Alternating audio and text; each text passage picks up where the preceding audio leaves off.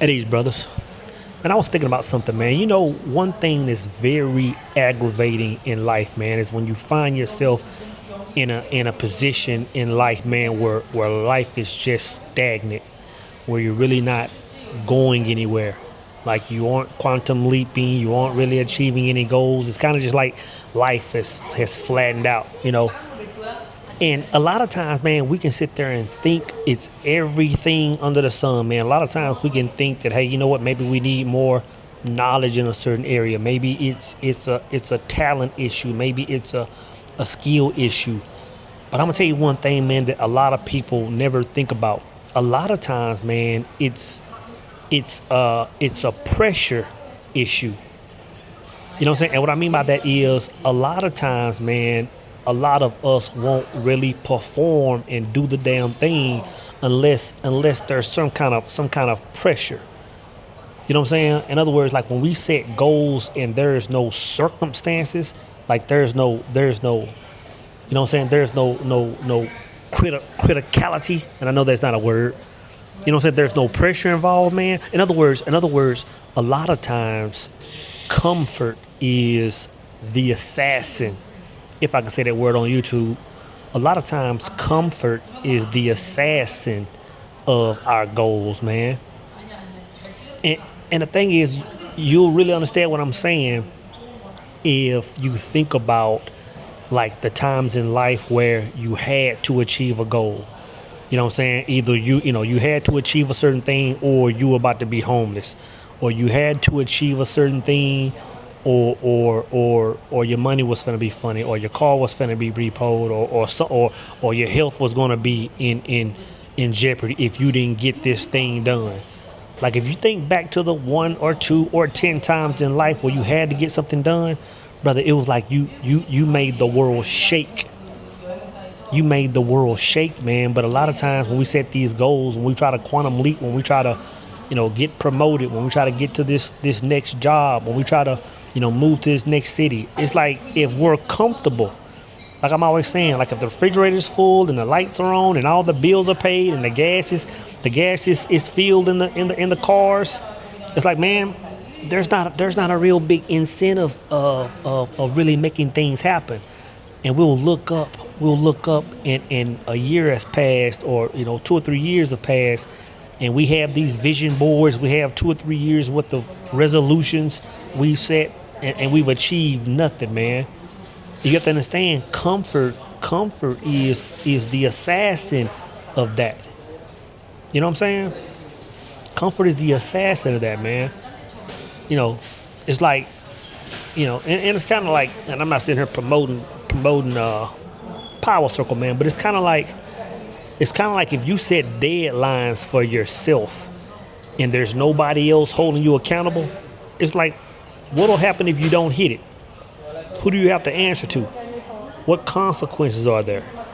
You know what I'm saying? But when you have to be a man that stands on your word, or when you have to get a certain thing done because now somebody else depends on you to get something done for the whole mission to be accomplished, it changes things, man. I'm understanding that growth a lot of times, it's not about talent. It's about pressure. And I can even tell sometimes, like when I'm doing something, let's say if I set a deadline, and let's say if somebody else is involved, a lot of times I'll push things back to the very end, to right before I got to get stuff done. And I'll get it done, especially when I was still working at my job. I'll have all these reports due at the end of the month, and me and my boy Patrick, man, he was out of Houston. Me and Patrick will be battling for last place. We have all month to do our reports, and we wait about 24, 48 hours out, and we start putting our reports together, networking, trying to get our notes together, man. So I understand, man, that pressure promotes growth. But I'll tell you this, like ways to mitigate that, man, is because this is what I understood. Like when I used to move like that, what I understood was I was playing defense as opposed to playing offense. And maybe that's not the right way to put it, but I was looking the wrong direction trying to accomplish my goals. I was looking at the deadlines, trying to hurry up and trying to get it done just in time, instead of looking in a more positive direction. And what I mean by that is, Like one way to mitigate that, man, is to put yourself in different environments. You know what I'm saying? Kind of like me and my brother Joe Curl in the Power Circle. We were talking about this some weeks ago. We were talking about the difference between working at home and working in coffee shops. Like when I go to a coffee shop, my vibe is completely different. You know what I'm saying? Like I'm in the room especially if I go to a coffee shop like in the middle of the day, like between the hours of 10 o'clock and 3:30. You know what I'm saying? Like when most people are at work. It's like most of the people you see at coffee shops, a lot of those are business owners or entrepreneurs or people with startups. It's just a different caliber of people. And when you're in the room, you can feel it. And when you get in rooms like that, and that's just one scenario, when you get in rooms like that, it puts you in offense. Whereas you're not looking toward deadlines and cutoff dates and all this stuff. You're looking toward just making things happen. You know what I'm saying? So one way to mitigate that, man, is put yourself in bigger rooms, in better rooms. Put yourself in rooms where you would be the weakest link if y'all were to connect. Put yourself in conferences. You know what I'm saying? I don't know if I said this on a YouTube video the other day or was it in the Power Circle. Or I don't know where I was, but I was like, if a person was in any industry, right? And they said, hey, you know what? I want to get into real estate. The first thing they need to do is start hitting these real estate conventions, real estate events, put themselves in a room to feel that vibe. That energy, man, it is game changing, man. So putting yourself in different rooms. The way I do it, one thing that I do to keep myself from falling into that place of stagnancy. Like I love putting myself in positions, and I've talked about this before, man. I love putting myself in positions where if the play that I call or the move that I make doesn't work, I'm going to fail drastically. You know what I'm saying? I love putting myself in positions. Where if the thing that I'm trying to do doesn't work, like I'm falling on my ass. Like I'm gonna have to move back with mama and start back from zero type plays. I love doing that. Like I love calling a play, and I love calling Hail Marys. Let me say it like that. I love calling plays where I can be in the middle of what's going on, saying, you know what? I have no idea how this is gonna pan out. But I know who I am, and I know who God is. I'm telling you, man, I love putting myself in those kind of situations, and it's not common. It's only when I'm trying to quantum leap. Every 3 to 5 years, every 2 to 3 years, I'll put myself in a situation where it's like if this thing doesn't work, or I can even look back in life where I purchased things. Whether it was me purchasing homes or whether it was me purchasing automobiles or whatever, and it was like, man, I'm purchasing this thing, man, knowing that since I'm purchasing it, I have to make this thing work that I'm doing.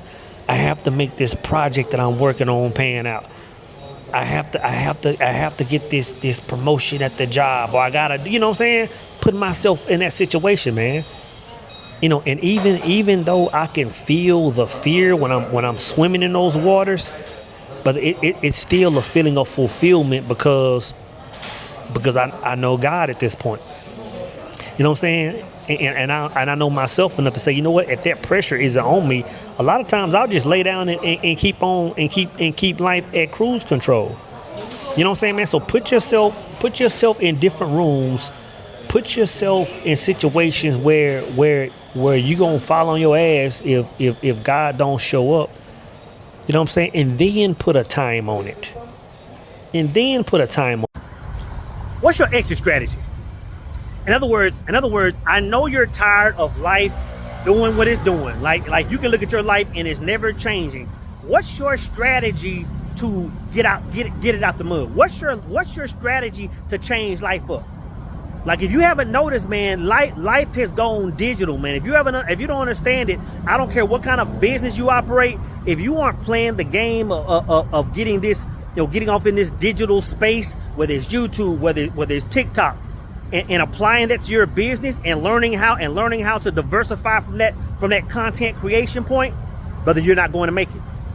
You're not going to make it, man. So check out exit strategies, man. We got people in there, man, that are changing their lives. We got people in there that are walking away from their job, all by simply getting online and sharing their thoughts and ideas and skill sets. And what I teach in exit strategies is, like, a lot of people will get caught up in this what I call this content creation trap. Like, most of your content creators are stuck at the point of content creation.